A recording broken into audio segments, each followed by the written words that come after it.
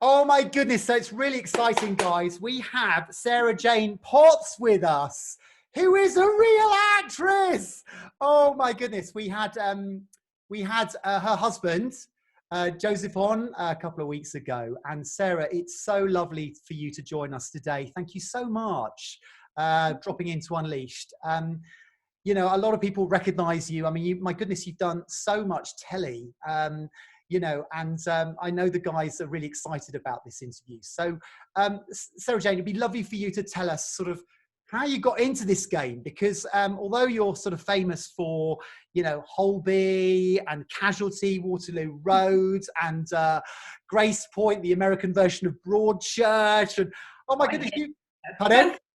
What a hit! What? Did it bomb? I don't know. Broadchurch was good here, but anyway. No, seriously. And, Sugar Rush, you've done some really amazing stuff and really varied parts. But you didn't go the usual route, did you? You didn't go to drama school or anything like that? Tell us how you got into this game. Well, I'm from Bradford, up in West Yorkshire. And, from a very sort of working class background and family and stuff. So even knowing when I knew kind of 12, 13, 14 that I'd love to do drama and I'd love to pursue it as a career, the options were very minimal because A, there wasn't the funding there, and B, there wasn't a whole lot of encouragement to be able to carry that dream that you had out of your geographical location. Do you know what I mean? Yeah.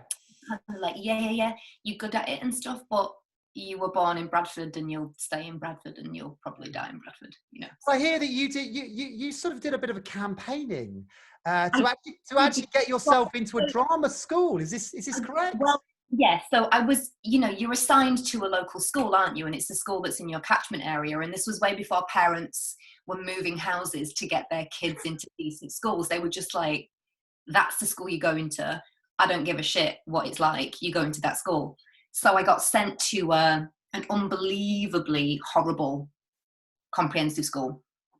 And I sort of knew within the first couple of months of being there, if I didn't make some kind of change, I would just have to get with the program. And that didn't mean getting an education. It meant probably, and I mean this with all due respect, becoming a drug addict and dropping out of education. There wasn't another way at that school. It didn't have options except being naughty. So I stuck it out for a year. So I'd have been from 13 to 14. And then I had friends that lived in other towns because I've been doing like Amdram stuff, since I was, 10. Things that you see in the paper, local summer schools of drama groups that happen in them. I've been involved for a good few years in this amazing, I don't think they do it anymore, this amazing project they used to do in Bingley, called the Bingley Summer Youth Project. And it was for kids that were 8 to 18. And it had a proper director, proper kind of producer, proper musical director.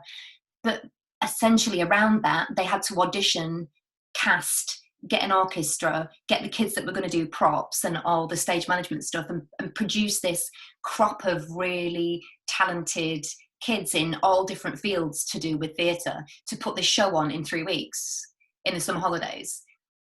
And they were amazing. They were amazing shows. So I'd done that for a good couple of years and a couple of other things and stuff. So I had a few friends that didn't live just in Bradford at that point. And I had a friend, Paul, who was going to a school in Leeds called Intake High School. And it was a regular high school, but alongside the national curriculum, it ran like a performing arts course, but you didn't have to pay. It wasn't like a stage school. It was a performing arts course alongside your national curriculum, but you did have to audition to get in. It was like they wouldn't just accept anybody. And he said, oh, we're doing our big school production. We're doing Jesus Christ Superstar. And I thought, wow, that's grown up.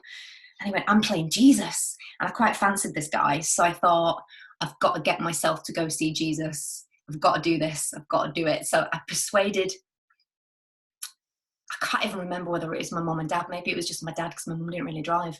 I think I persuaded my dad to take me. And I remember sitting in this auditorium at this little school watching this show. And I just thought, I've got to get to this school.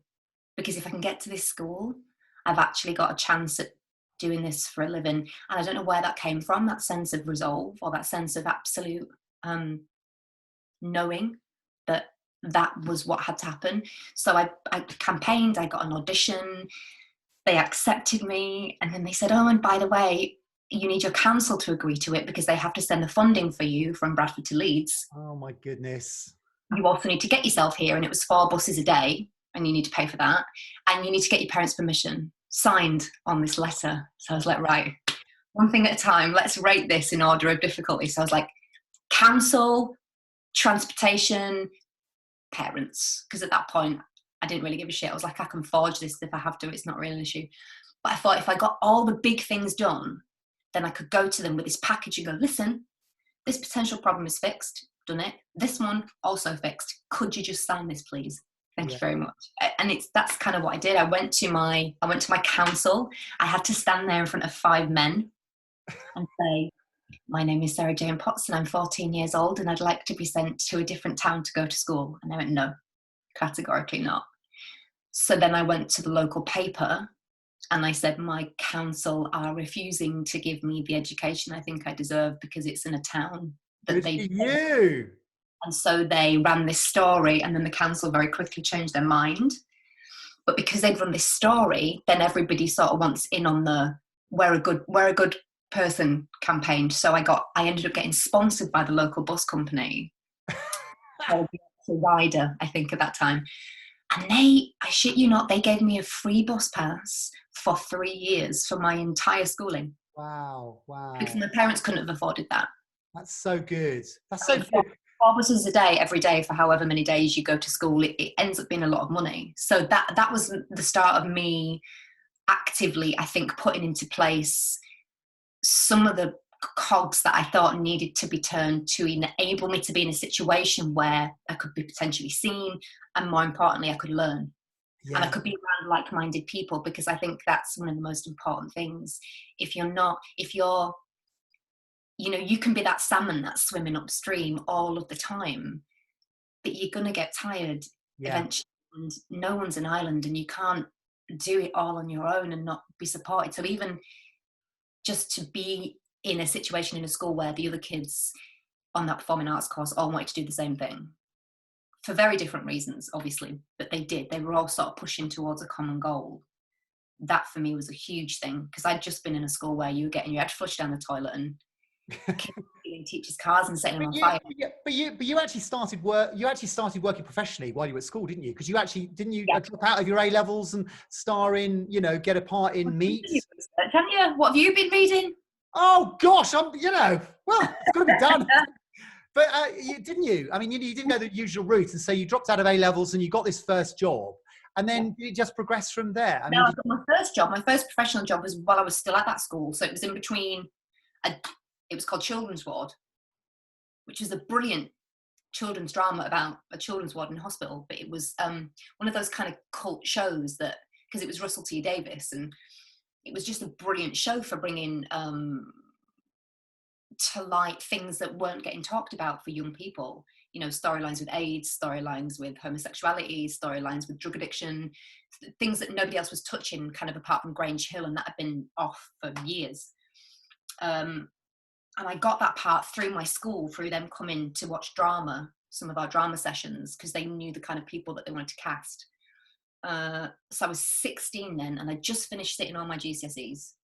And they always had to do it in the summer holidays because of all the kids that were in it because of school. So I went off to Manchester to do my first professional gig. I found myself at Granada, which sadly is no longer. Granada Studios, on this set of a hospital. And it was like a different life. And then I wasn't expected to get very good GCSE results. And bizarrely, I got really good results.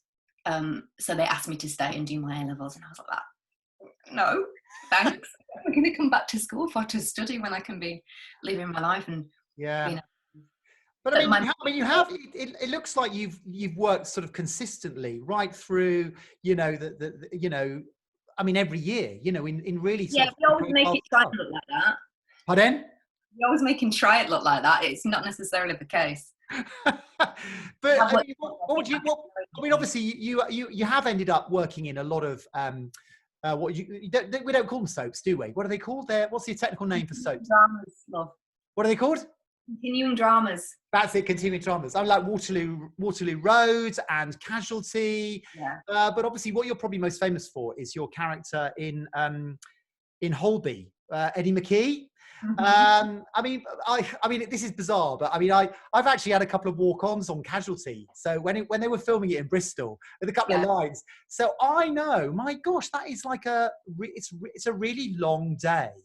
And I think you were signed up for like a year's contract initially, and you were sort of headhunted from America. I mean, what's it like actually? What was it like getting that part? And what's it like being in something for such a long time where you become really recognizable and, you know, it's like never ending?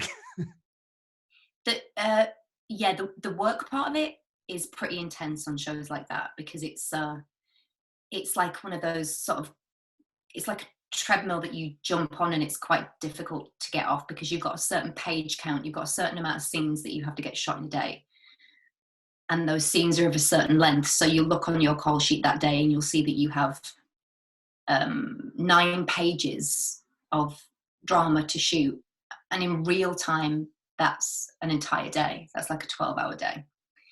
EastEnders do 25 pages a day. My goodness. So that's how quickly they move. I mean, they shoot their rehearsals, they move so quick. So Sarah-Jane, when do you actually learn your lines though? Because obviously it's quite intense, because it's like 6 days a week. I mean, it's pretty intense. No, actually, Holby's really good. It's 5, so you get your weekends off. But I was the person in the cast that lived the furthest away from the studios. So I had about a 4.5-hour commute every day. Oh my goodness. It would take me a little under 2 hours on the way there, and much longer on the way back at 7. I'd dash home to see my kid. I mean, you did something like, was it like 60 episodes or something ridiculous? And that's where you met your husband, is that right? Yeah. Yeah, I auditioned him. You're kidding me. They had this idea that they wanted to introduce this kind of new couple on Holby, that they wanted to write this couple that weren't necessarily stereotypical, and it wasn't necessarily successful. So they had these 2 guys that they liked, and I was on set one day and they said, oh, we're going to let you off early because we need you to go up to what other ward it was. I can't remember. Yeah, I can't remember what it was, because we want you to read in with these 2 guys like a chemistry test. The scene you want you to do, they've learned it, you don't have to learn it. I went, okay. So I went off, and I can be quite grumpy sometimes, especially if I'm tired, and I think I turned up being quite grumpy, and one of the guys was really, really attractive, and I can remember just being quite sort of bowled over by how attractive he was, and all my sense left the building, including my discretion as to whether or not he was actually talented. And so I did the reading with that guy, and then Joe came in, and I did my reading with Joe, who was great but very different. And then I went home, and the producers called me, and they said, oh, who do you choose? And I shamefully chose the really good looking guy, not even thinking ahead to the fact of, I'm going to have to work with this guy for a year. I was just like, no, what was I going to do just with this attractive guy? I'd have been so bored. And I went, the other guy, not Joe. And I didn't push for Joe. I didn't champion Joe. And they went, okay, great, thanks. And they cast Joe, which was obviously the best thing that they could have done. So basically he got the part of Luke, and you were Eddie. And I mean, the papers loved you. I mean, for about 18 months, you were what called Team Leddy. Is that right? Yeah. Yeah, but I mean, your character. I mean, what I quite liked about reading up about you is that you said that the first 3 years of your your career, you seem to be always playing. Where is it? It's like dirty, scruffy, ill or tarty parts, and that you sort of, a lot of the parts that you tend to get cast in tend to be sort of quite edgy or sort of slightly quirky characters, and your character in Holby was quite quirky, wasn't she?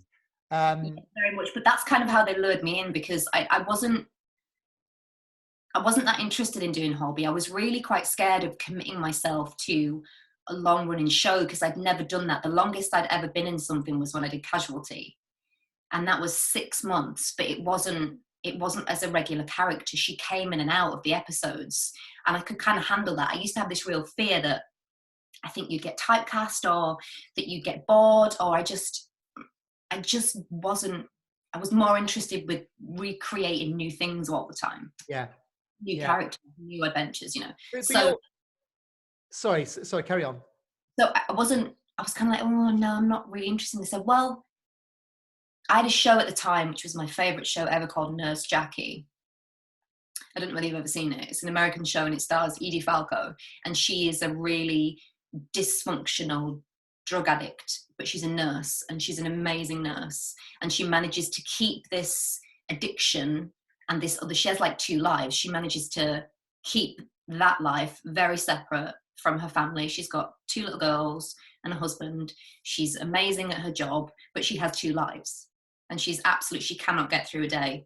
And she steals all her meds from, well, not all of them. She gets a lot of her meds from the hospital, and then she sends off to these various places in other countries where you can be sent certain things.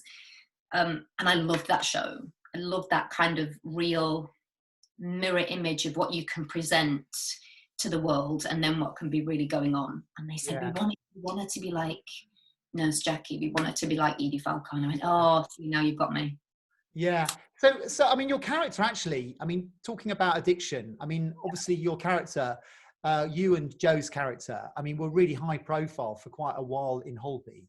But your character, the scriptwriters wrote that you became addicted to prescription drugs. Yeah. And obviously, I mean, Holby, they deal with very real issues. I mean, what was your take on all that in terms of playing a character like that? I think one of my main concerns was that it was done as transparently and as honestly as possible. And that one thing that you don't want to do is glorify something without showing also that every action has a consequence. So I was very aware that I wanted it to be as responsible as possible, because I think it's important that we do that, especially when you're in somebody's living room for an hour every single week. But you were, because your character was actually written out to go to rehab, wasn't she? Yeah. Which I thought was really interesting. How did that happen? Because I think the scriptwriters knew that your character was going to be sort of not there forever when it was written. How did? I mean, were you? And they kept it really quiet when you actually left Holby, which was a massive shock for your fans, because you had loads of people writing in, and there was nothing in the paper, and then you just disappeared. I mean, how did you feel about that? Was it just given to you that actually your contract is ended and your character's going to be written out? So I mean, how did they work that? When I signed my contract, I said that I'd only do a year, because after that year, I knew my plan was, and part of the reason I took the job was to get a bit of financial security, because I was moving back to America with my son. And so I thought, I'll do the show for a year, we'll get a bit financially stable, and then we'll be in a much better position when we go to America. And then I spent the year there, and then they asked me if I'd sign for another year, and I said, no, I have plans. And they said, well, would you sign for another 6 months so we can write you a really good exit storyline? Yeah. And I said, yeah, I'll do another 6 months, but I have to be out of here by July. So that was basically it. They knew I was going to leave. They didn't want to tell anybody, and they wanted the storyline to be a big surprise. Yeah. So were you very sad to leave? I mean, because obviously, presumably, if you're working on a drama, like, I mean, you were in the American version of Broadchurch, Grace Points. Yeah. I mean, it must be very different when you're signing up a contract where you know that there's like 10 episodes to actually signing your life away to, I mean, how does that work in terms of your own security? I mean, to be doing a long-running job is amazing for your security, because as an actor, you're never secure. You're constantly walking a tightrope, and that's one of the things I think that drives people insane. I mean, we're a very sensitive and delicate breed of person as we are. Anyway, we, in order to be good at transporting somebody to a different world, you have to be able to permeate and communicate everybody else's feelings, really, to really excel at doing that. to get people to understand it and have empathy with it. So we take in everything, we permeate everything all the time. It's not just like you turn it on, you're an actor, then you turn it off and you're just a normal person going to do your shopping at Tesco's. You're constantly observing the world. Without that sounding wanky, you just are. You don't even realize you are. But we are very sensitive people. All creatives are sensitive people. I don't think unless we were, we'd have the ability to make people feel. Yeah, yeah. Right? So you're mixing artistic, creative people with commerce, which never works. No. It's not a match made in heaven, is it? It's going to be a disaster, because obviously commerce will usually always win, because we don't need to get into that. So you're a really quite insecure, delicate, sensitive person, putting yourself in a situation where you get told no constantly and you never know where your next job's coming from, and you don't know where your next wage is coming from. So to be in a long running show, when you actually don't realize that for a while, you don't, because you're so used to sort of balancing that tightrope of your life. It's only after a couple of months when you look at your bank balance and you realize that not everything that's come in has gone straight back out again. You're actually starting to build something up, and there's a little bit more than a tightrope's width of leeway for you. Yeah. Oh, okay, wow. And then you very quickly realize why people stay in for a very long time. Yeah, yeah. Because they get used to that security. And then I think the idea of trying to break free of that is so frightening to them. Yeah, yeah. Yeah, well, you see a lot of soap stars who've been there all their life and they've never done anything else. But I mean, my goodness, you've done so many high-profile, interesting pieces of work. You were in Kinky Boots, NYPD Blues, and you're probably most famous for playing Saint in Sugar Rush. I mean, that's an interesting series. But I mean, you know, so varied. And then, of course, you've done quite a bit of theatre work recent years. So, you know, Betrayal and Off-Broadway, Tennessee Williams. You know, tell us a bit about your theatre work. So when I first started acting professionally, after I did my big film that I did when I was 17, which really sort of helped me along the way of getting all these other jobs that I did, because then I got a really good agent and I moved to London and my career really sort of started then. I went straight off to do 2 plays at the Royal Court because I really wanted to do theatre. That was my background, and I thought, yeah, this telly thing's great, this film thing's great, but I want to be in theatre. I want to do musicals. I want to do plays. This is what I want to do. So I went off to the Royal Court, and I had an agent at the time that wasn't particularly supportive, sadly, and to my sort of quite gullible, insecure, naive 17-year-old self, I believed a lot of what she said about how I wasn't ready for theatre, and film was calling my name and TV was out there and I should capitalize on that and be in the young ingenue and all that shit. And I believed it, which wasn't the case. And you find out, don't you, about people years and years down the line and think that everyone has an agenda for something, and her agenda was to make as much money as possible, and she sure as shit wasn't going to do that with all her clients working in theatre. But it really affected me, and so I think she stopped ever telling me about any theatre availability checks that I got from casting directors, and B, I just lost all my confidence. So, and then yes, because I was being asked to do this show, and then before I'd finished that film and that show, I'd know what the next one was going to be. I just got caught in that world of working all the time.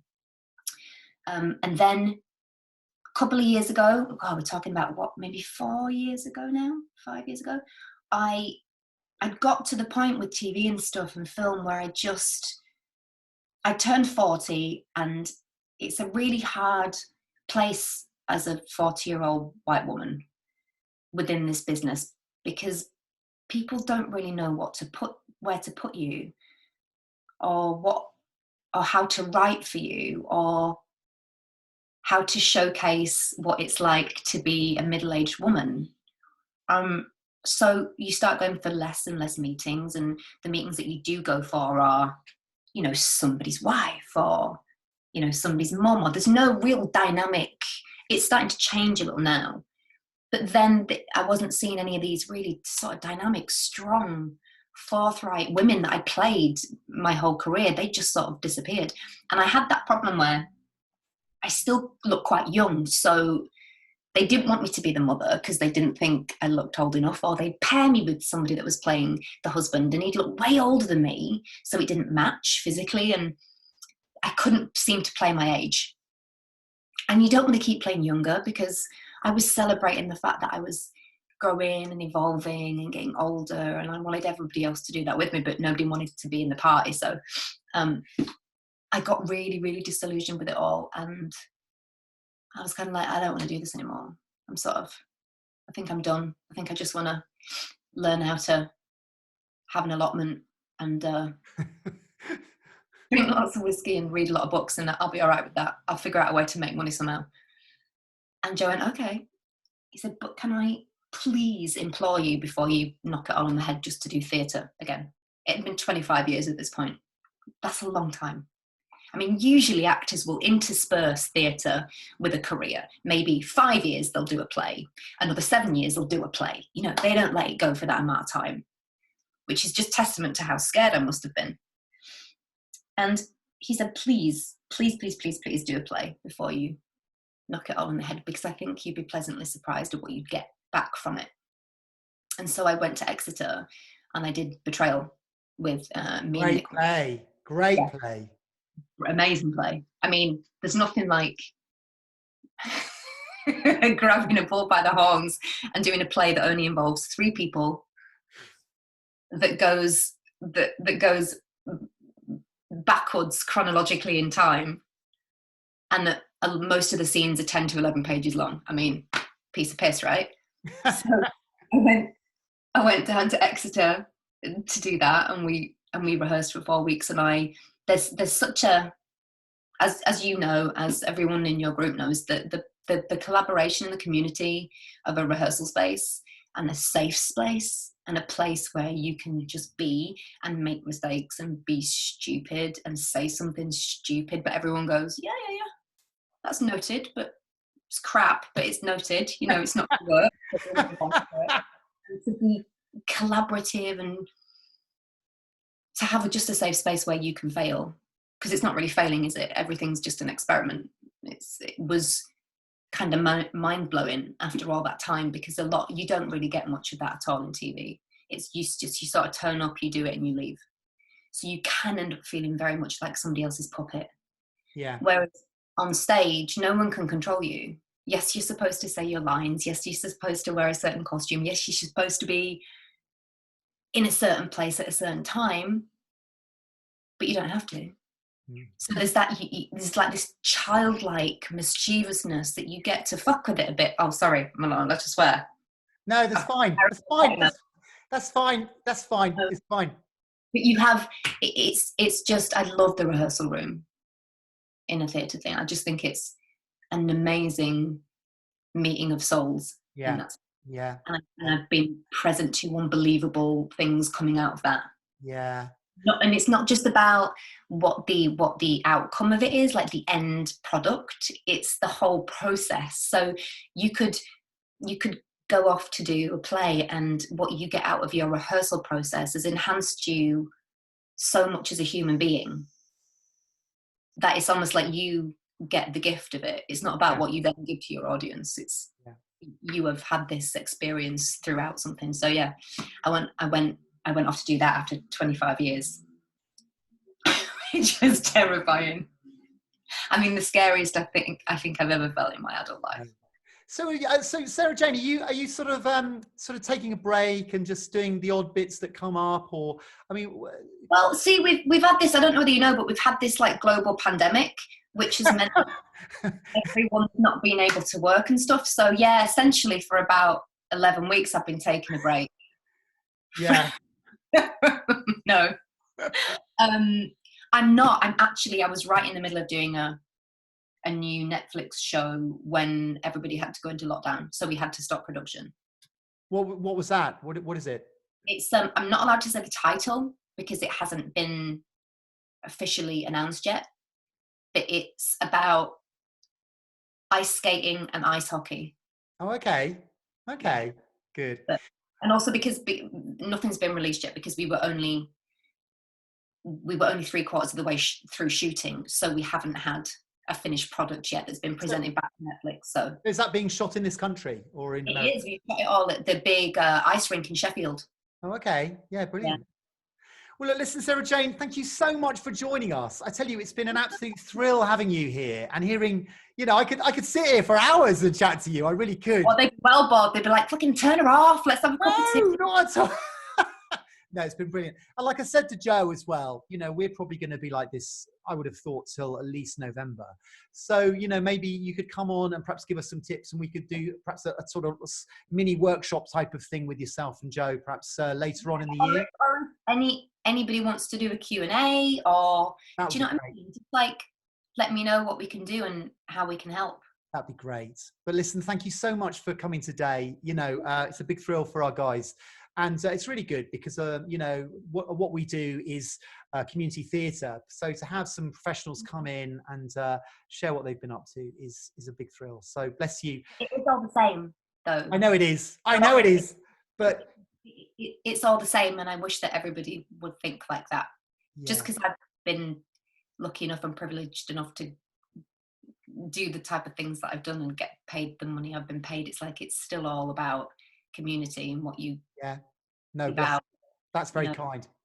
Well, listen, Sarah-Jane, you guys keep safe, and we'll keep in touch, and hopefully you'll come on again. That'd be great. Listen, take care. Give a love to Joe. Bye then.